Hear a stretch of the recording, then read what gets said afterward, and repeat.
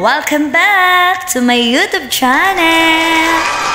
So, ayan guys, kumusta po kayong lahat dyan? So, pasensya na po kayo kung bakit ngayon lang po ako nakapag-tutorial ulit dahil naging busy po talaga ako. Wow! So, ayan, naririnig nyo po yung aking voice ngayon is medyo hindi po okay yung aking pakiramdam.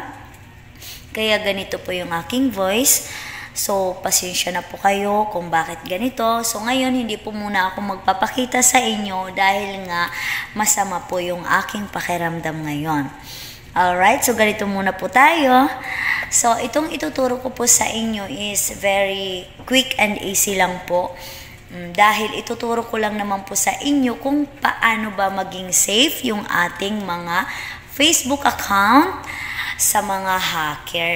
Diba? Kasi alam naman natin na maraming hacker ngayon.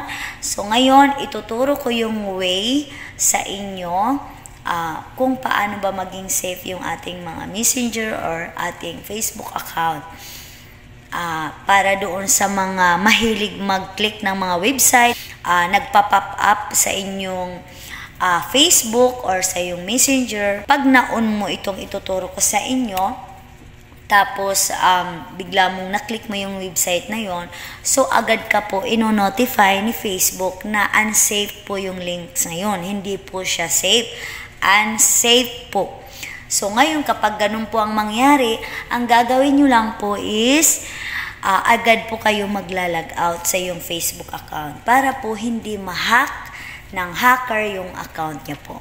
Alright, so if you are interested to know more about it, just keep on watching. At kung hindi ka pa guys nakasubscribe sa aking YouTube channel, please do subscribe and hit also the notification bell for you to be updated on my next tutorial. Alright, let's start. First guys, open lang po tayo sa aking messenger. Alright. So ayan, tatakpan ko lang po yung aking mga ka-chat dyan dahil baka makita nyo. Charot lang. Then, i-click po natin yung 3 lines sa top.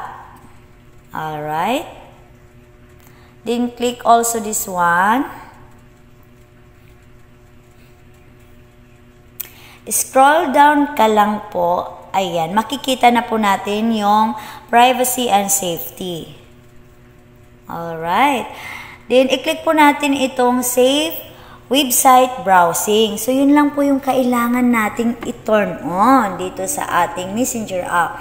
Alright? So, ngayon, kung wala ka pa guys, ganito sa yung messenger, so, ang gawin nyo po is punta ka lang sa Play Store, i-update nyo lang po yung Facebook app nyo and yung messenger app nyo. So, ganun lang po kasi bagong update po ito ni Facebook.